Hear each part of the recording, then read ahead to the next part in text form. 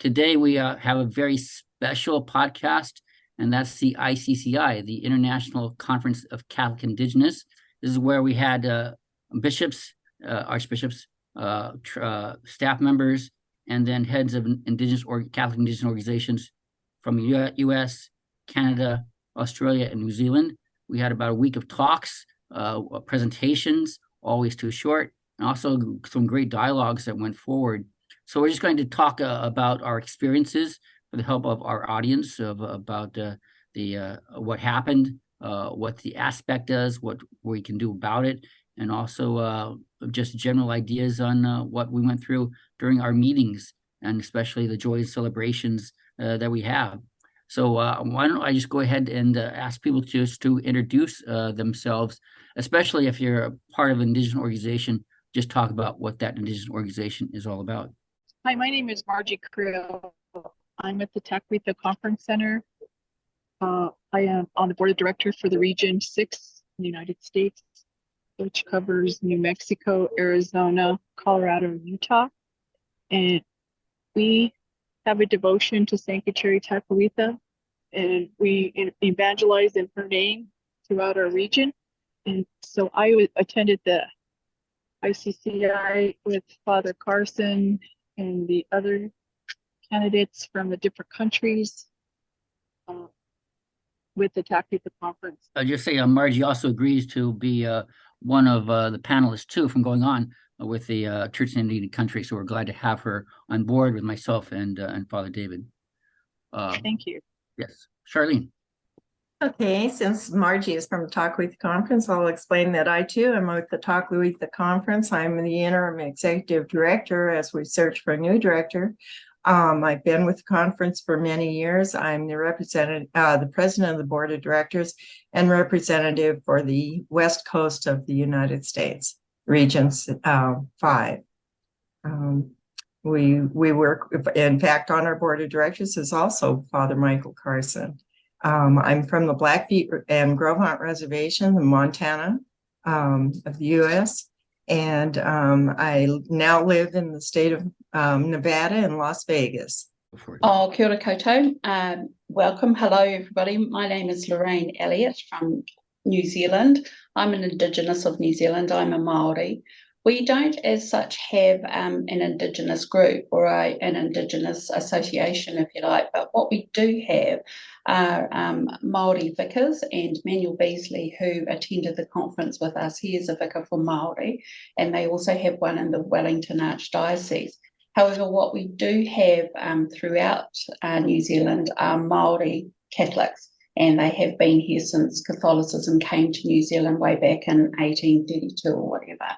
In my day job, I'm the Vicar for Social Impact and Communications, and what that means is that I work in the area where we care for the poor. Unfortunately, the majority of those that are in that category that are marginalised, there are a lot of Māori, there are a lot of Pacific Islanders.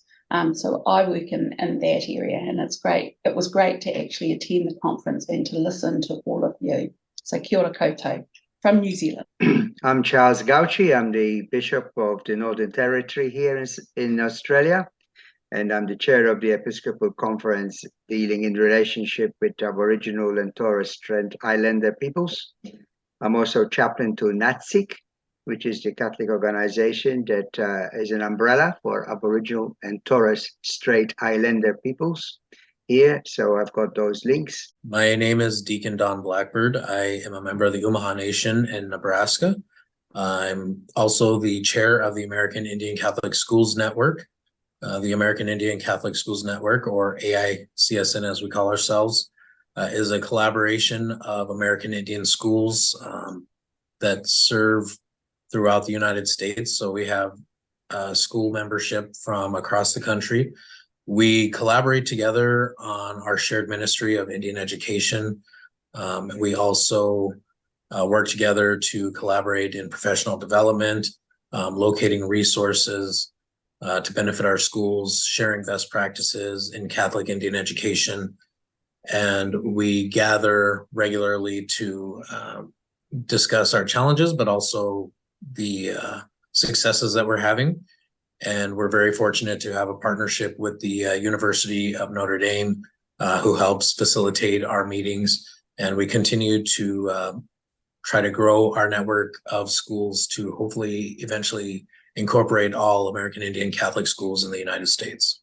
Father Michael, it's Lorraine Elliott here again. I forgot to mention, naughty me, we do have a group, and we call them a runanga, which is sort of like a group, just like this gathering here, of Māori Catholic throughout New Zealand. Each diocese is represented by them, by Māori, and they meet every time the Bishops' Conference meets. And they spend a whole day, because we've only got one Bishops' Conference in New Zealand, and they spend a day of a 2-day time frame with our bishops talking about katorika Māori, which is Māori Catholics, and the challenges, the initiatives, etc., that they experience in the community. So that's one thing that we actually do.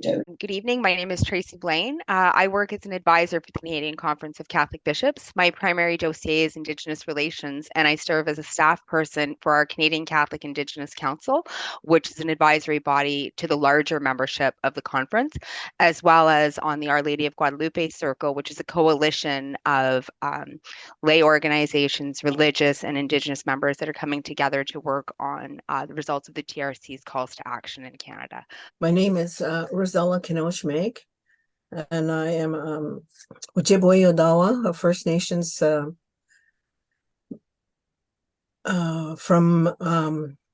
Manitoulin, and I'm from Wikwemikong. It's an unceded territory. And I am a retired nurse. I retired at the beginning of COVID, but I keep very busy. I am a DOS, Diocesan Order of Service, which is like a deacon. I have the same training as a deacon, except I don't do marriages or baptisms by oil, in the Diocese of Sault Ste. Marie. And I also belong to the Our Lady of Guadalupe Circle that Tracy just explained what it was. So I've been there for a while now, and I think probably be moving on pretty soon, but they keep me on, just like the other organization that I was at, the Canadian Catholic Aboriginal Council. My bishop wouldn't let me off that committee for a while, so I stayed on for an extra 2 years. And oh yes, and I'm chair of the Indigenous Reconciliation Fund for Canada. My name is Greg Nicholas, and I'm from, we call ourselves the Wolastoqiyik. And if you look up at literature, they'll say Malsi tribe. But I'm from a community called Negutkuk. But I'm here in the city of Fredericton, where St. Thomas University is located. And I'm the chancellor of the university, and I also occupy a chair of Indigenous Studies. So I'm involved quite a bit with the bishops in Canada in terms of the Our Lady Guadalupe Circle, which has already been mentioned.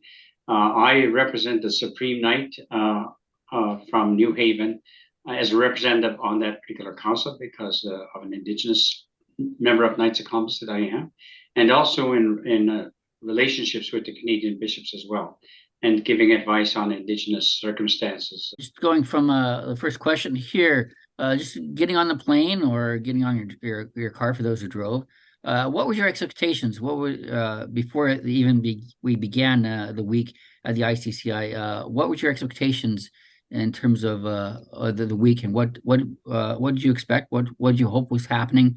What expectations did you have?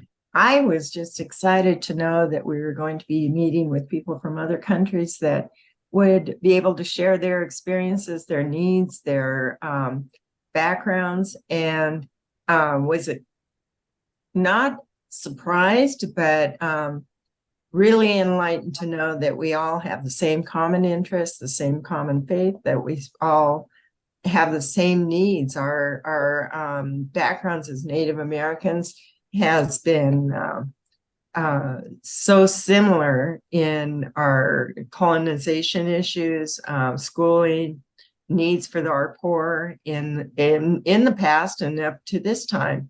And so I was just excited knowing that I was going to have that opportunity to find out from all of you the experiences you have, and was so enlightened to know that we're not so different. We are the same, that our hearts and minds and our prayers are geared towards helping our people. I think that when I was given the opportunity to participate in this gathering, I was extremely excited by the opportunity to gather with other Indigenous Catholic people from around the world, and knowing, I think, entering into that gathering, I knew the story between the United States and Canada's Indigenous people was going to be very similar. But the opportunity to gather with the Indigenous people of Australia, New Zealand as well, and hear the similarities that the Indigenous people faced over the years by the governments, but also hearing their encounters with the Catholic Church, the people in the Church of faith that they had encounters with, that while there were struggles in there were also individual Catholic leaders that really had powerful impacts on the people and formed the root of some of this faith that the people eventually adopted. Going into Washington, D.C., I expected some similarities, but I was very surprised at just how similar some of those obstacles were, but also some of the challenges we're currently facing now as we continue to navigate our own bishops' conferences and such, as we try to enculturate the Mass, to bring the language into the liturgy, and seeing really the success that's like in New Zealand that they've had with being able to do that, but that they still have obstacles to overcome with getting that fully adopted. Same way with different parts of Australia being able to do that. And then hearing how here in the United States and in Canada and some places, the individual bishops are still kind of in the way of us being able to bring Indigenous culture into the liturgy and into our worship. So I think we still have a long way to come. And I think this gathering will kind of give us the opportunity to share our successes and our challenges and just some of our history. And I think that's really what I was looking for in this opportunity. And I think it was just overall really achieved. I just wish we could have had more time to talk about it. There was so much crammed in there. It was a great experience, but definitely needed more dialogue to happen. With that, I think when I went there, I was kind of inspired by the words of St. John Paul II, who on occasions whenever he went with Indigenous peoples or Native Americans or us in Canada here, he always stressed that Christ is Native American, Christ is Indigenous, Christ is, and I think that a message, this is why I guess I hope I didn't overemphasize that too much to the bishops, but I hope the bishops, at least in Canada and the United States, would say this from the pulpit for our people. And I think if they did that, that'll bring more of our people into our churches, and to celebrate that, we know Jesus is for everybody. I mean, that's what incarnation is all about. But we never really heard that from our churches in our communities, even when John Paul II said that in Canada, and also said in the United States and elsewhere. So I think that's why I said I wanted to stress that so much, because our Indigenous people in Canada, at least, we're deeply wounded because of residential school experience. And this is intergenerational now, and you see what the effects of that. But when I read about what he said, for example, in Alice Springs in Australia, where he said, change the language of the liturgy into your own language, practice what you have. And so we experienced part of that, I think, in Washington, I think in a good way. And I hope that within our communities, within our countries, we continue to do that. I came along to listen and to learn and to participate. And I honestly did all of that. I found it inspiring listening to the stories of other Indigenous nations, and then you listening to our story and then comparing where we're all at, and looking at not only the challenges, because we know that the challenges are pretty heavy, but also the little nuggets of hope that each Indigenous nation is involved in, each of you are involved in. I took note of all of them because I thought, they're just little, like for us, sometimes you feel, gosh, we really haven't made progress. But in actual fact, when you start talking about some of the things that we've done throughout history, there has been huge steps forward. We just tend to forget about that. So when I've listened to each of you and from your countries, Australia, United States and Canada, we're all at different levels, but we're all making strides forward just in our own little way. I think also one of the things that I realised is that, New Zealand is such a small country, it's easier to make change. When you're in New Zealand and you're in amongst it, you don't actually appreciate that until you hear about the different challenges that each of you have in your countries, which, New Zealand could just fit into one of the states or one of the territories of any one of your countries, so in that respect, I should remind myself that we are fortunate rather than thinking that it is a struggle. So, that's one thing that I gathered from all of you. The other thing, I still can't get over it, the 300 different languages in Australia. Everyone I've spoken to here, I've said, do you realise that there's 300 different languages? I had no idea, and yet you're only 3 hours away from us. I learned so much about Australia and the Indigenous of Australia by going to America. What's that about? Thank you, Father Michael. Very good. Yes, I learned a lot, not only about New Zealand, but also about Australia and Canada. I was very honored to have been chosen to go to Washington, D.C. And I know we had to do preparations before we went, and so I had that, knowledge that we put together. And so I thought, well, if we put this together, then what are these other countries going to say? So I was all excited to hear what they had to offer, and to find out more about the people from Australia and New Zealand, because I've never been there and I haven't met really any Indigenous people from there. And I think that I was all excited about, the hearing the languages, because I think that's very important to hear the languages and to do more of the enculturation into the liturgy. Because I'm used to that now. We've been doing that for 30 years in my where I live, and so it's felt very strange not to be allowed to do some things, and that's the only regret that I had, and I know when we do it here, I feel so part of the Mass, so it means so much more, when you're able to include your own customs and your traditions and that, and I think it was very exciting to speak to people from the Australia and New Zealand. I spent some time talking to them on the bus and that, and at meal times, and was excited to learn about even their own customs and their traditions, so similar to ours, and I said, oh, and, they, for smudging, they call it smoke, and they prepare the bodies when somebody dies, and then we do that too with cedar, and then they do something like that too, I found out, and I said, oh, wow, you do that, in Australia?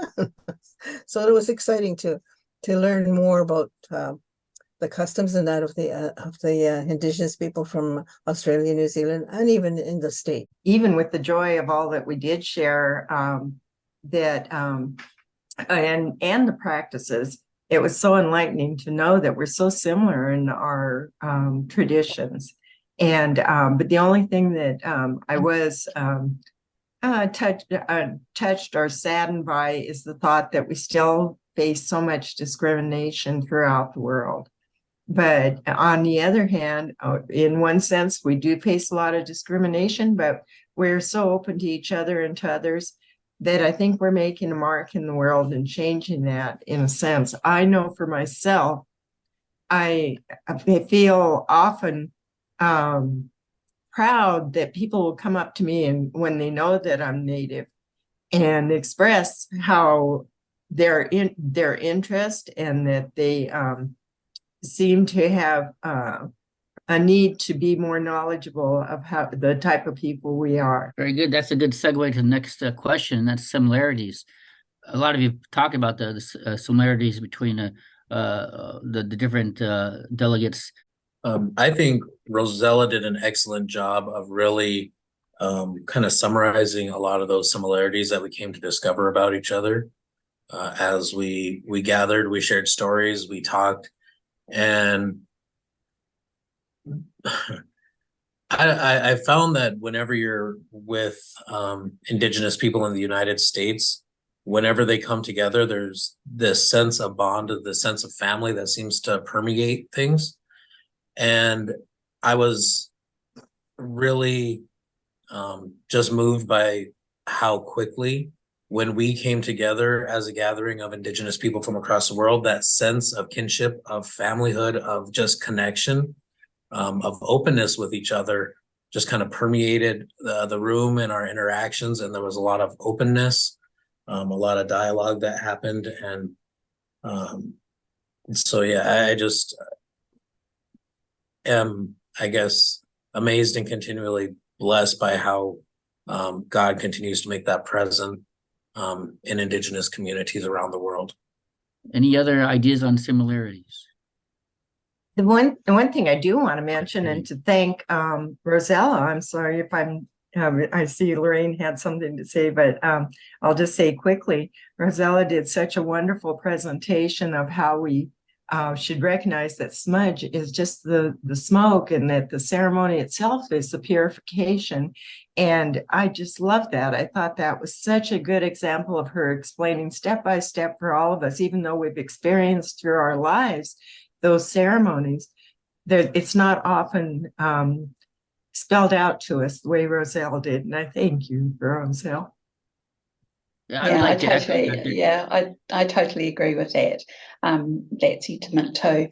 One of the other things that I thought, thank you, Father Michael and Yolanda, and sorry, your name just slips me, but thank you. Stephanie, that's right. We were able to congregate on the bus. So there was lots of dialogue on the bus. I tried to make a point of sitting with somebody different every time I got on the bus. And we all had stories to share. There was a lot of chatter and a lot of discussion held on the bus. So thanks for that, Father Michael, organising that to and from the venues where we went. Yeah, that's what Yolanda was talking about. She's talking about bus chatter. So that was quite impressive. Later on I do have a question about the highlights, but I'd like to echo Charlene's point is that one of the highlights was the smudging rite at the National Shrine. That was very powerful, and especially because Rosella did a great explanation of what exactly it is in your community.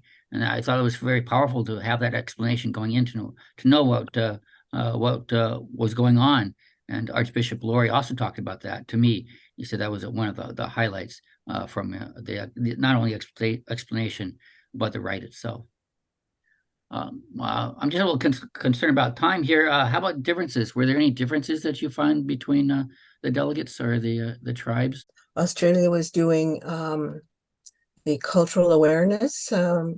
It's a real program that they have there, and I was quite impressed with that. And I know we probably don't have that many in Canada, but I know I did 2016. I did have I think 6 Jesuit scholastics that came for cultural awareness or cultural immersion in the community for 5 to 6 weeks. And then I know every year as a nurse, we had people from the Northern Ontario School of Medicine, the medical students who came for their cultural awareness in the communities. And I know we did one day for the diocesan priests several years ago, and I think they're planning for another one next year. And I think, like when we did it for the medical students, I always thought, yeah, even the priests that come in should have that kind of a experience, because they're going to be working with us not only the medical, the doctors, but the priests that are going to be in our area, that they should have that kind of training. So I'm glad that they're going to plan another session.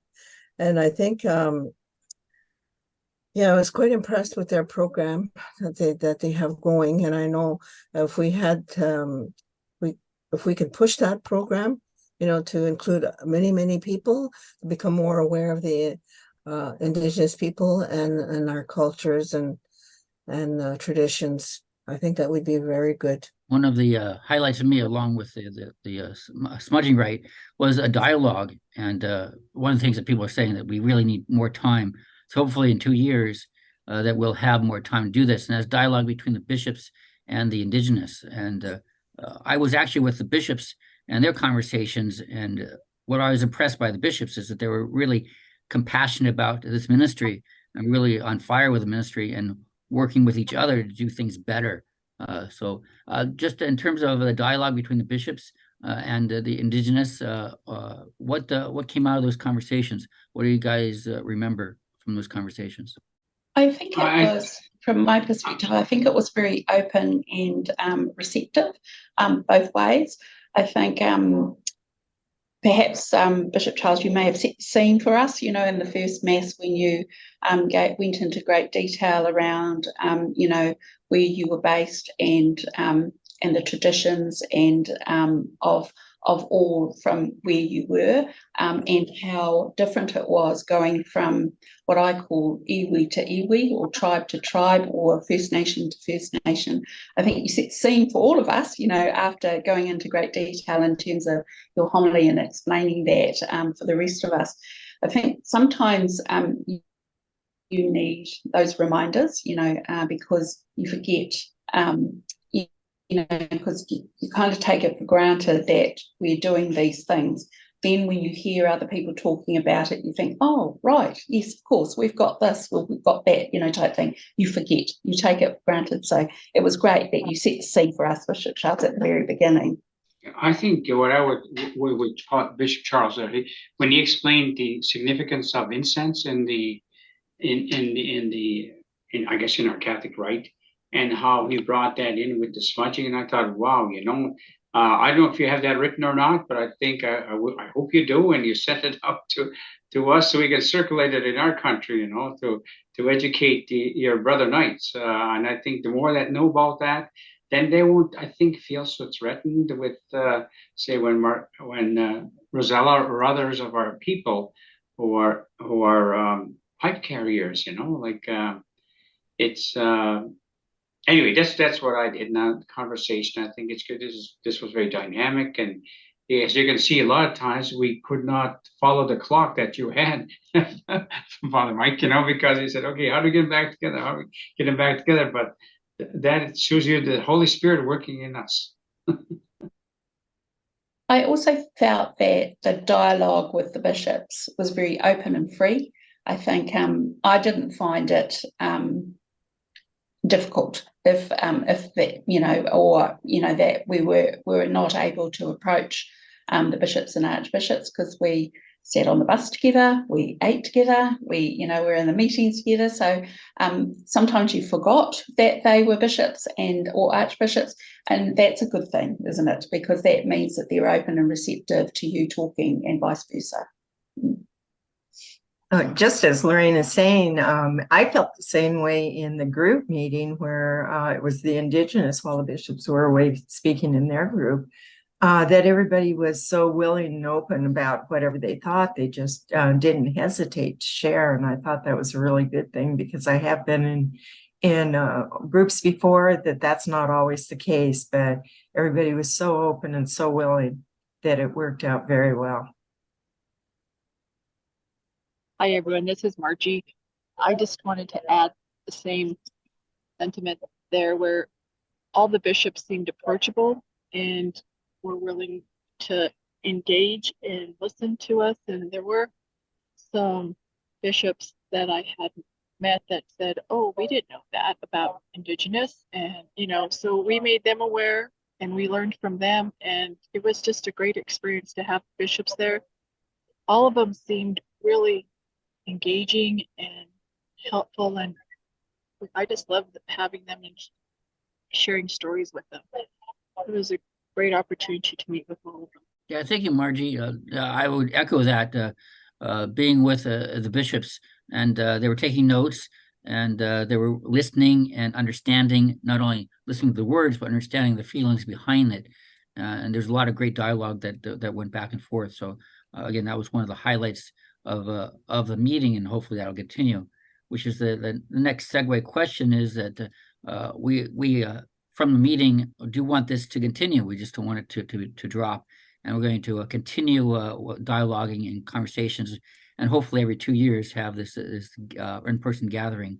But from the perspective of where we go from here, and then we have this gathering every 2 years and have a planning team to develop it. What would you guys like to see on the next ICCI?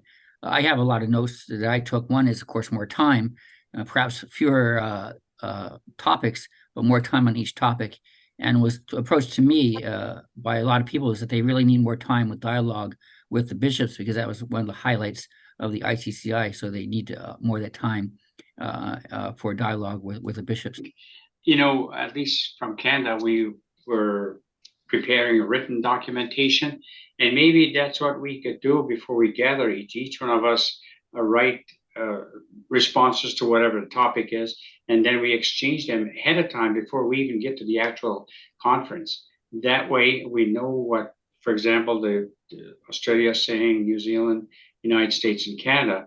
And then when we come together, we build on that, you see. And anyway, that's just my experience. I think it was a wonderful conference, a great opening conference, and we build on that. I think that's a great idea. If we exchange ahead of time, then we have more time for question and answer sessions.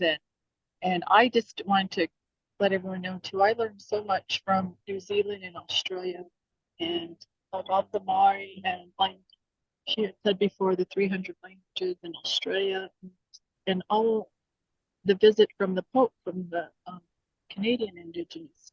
Everything was so dynamic, and we did need more time for dialogue. But that's the only thing I think that I would change. Plus, like you said, Eucharist in the morning. That would really help us start our day.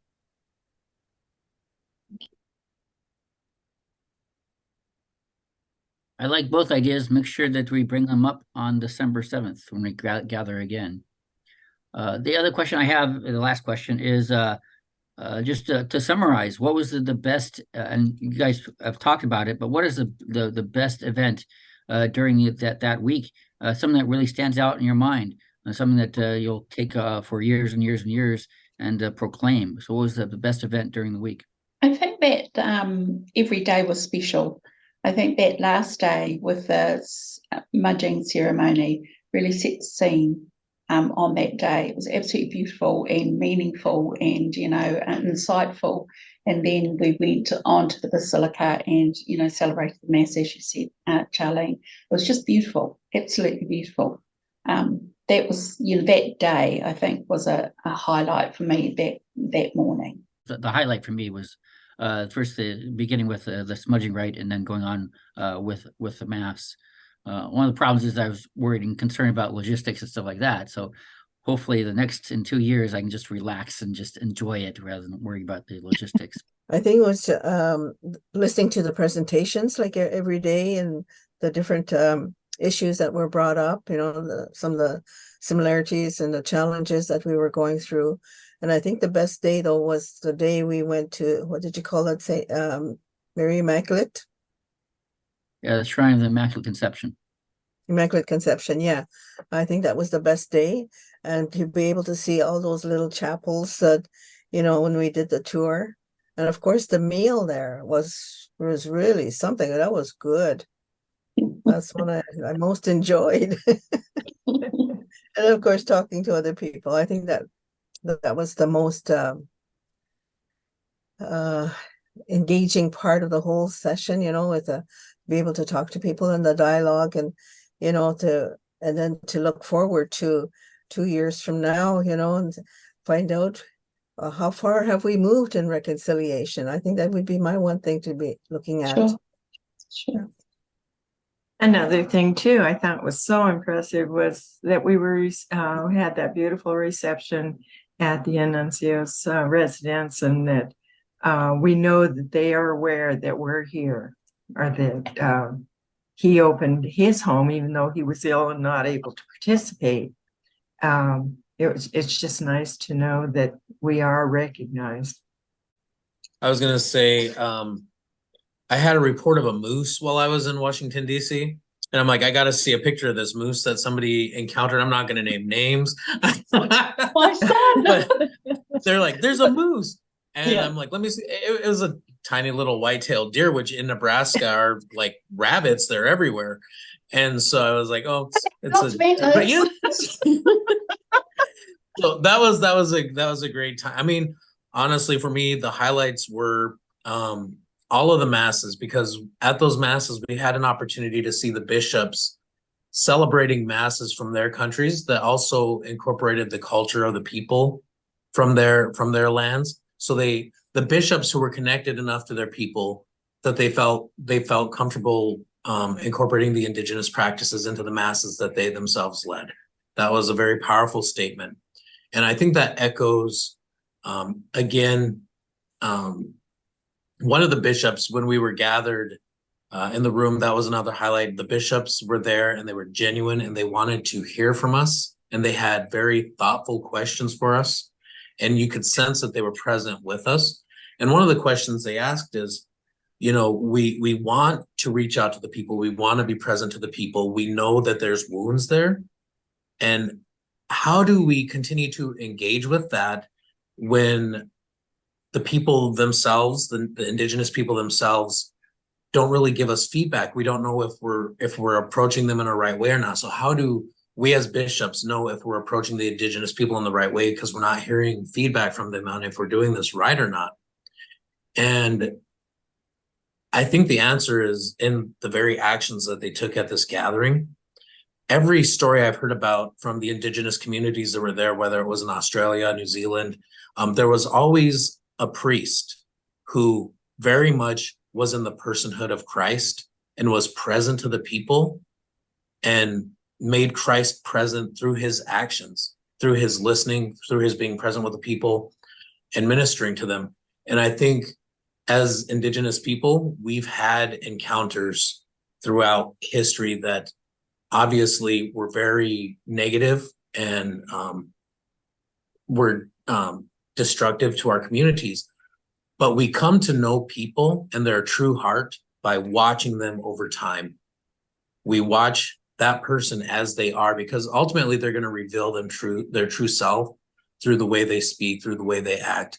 And I think when we talk about ongoing healing and the need for that, I pray the bishops continue to reach out to the indigenous people, because it's only through continually being present and sending priests who are excellent priests to the people who can be Christ for them in the communities, that those people are going to really come to know and trust the church and open themselves up to that healing process. And so I appreciated that question from one of the bishops there about how can we go about this process. And they're already on that journey. They're present with us. They were present with us there. They were engaged with us. And I would encourage them to continue to send their best and brightest priests to the people to be present to them, and they themselves to continue to be engaged with the people so that they can see what their true heart is. So that was just a highlight for me, was being able to be present with them and celebrate masses with them. Yeah, they were all highlights, but one of the things, remember when we were at the Papal Nuncio's house, and he's a cardinal now, by the way, I guess. So, but they allowed us to roam around the house. And so I took a picture of a document that's dated March 20th, 1792. And it was a letter that was sent by Bishop Carroll, from Baltimore, that was the first bishop, to George Washington, saying about Indigenous Native Americans and their Catholic faith. And so Archbishop Laurie was one of the ones who was there. I forget which day it was, but Archbishop Laurie is the Supreme Chaplain of the Knights of Columbus. So when we met in Quebec City here about 2 weeks ago, I talked to him about the Washington experience, about the masses and all that, because he was there at the mass we had. I think it was the Sacred Heart Chapel or whatever it was called. And so I told him, I said, I took a picture of his document. So he said he's going to look at the archives in Baltimore to find out what the response of George Washington to this particular letter about Native Americans who were Catholics. So, because I think it was correct me if I'm wrong here, Lorraine, but I think your bishop from New Zealand said, or one of the bishops, Australia, New Zealand, said from the very beginning, whoever the bishops were first sent there, they were very strong advocates of Indigenous people. And I thought, if there's a Catholic bishop in Washington at the time, as I said, the letter is 1792. That's not long after the United States became a country. And he writes this letter, and I'm kind of curious to see what the response was now from Washington. Now, I hope Archbishop Laurie finds that. So anyway, there you go. And for me, it's really the confirmation of how central this ministry is to us as a church.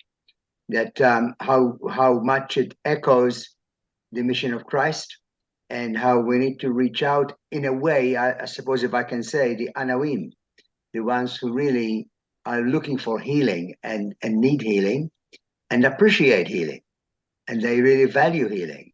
So to be caught up, what a privilege it is to be part of that healing process, and how central it is to the mission of our church. When you're talking about feedback, and you won't get feedback in words, but you'll get feedback in action. If you watch the behavior of the people, and how they will participate.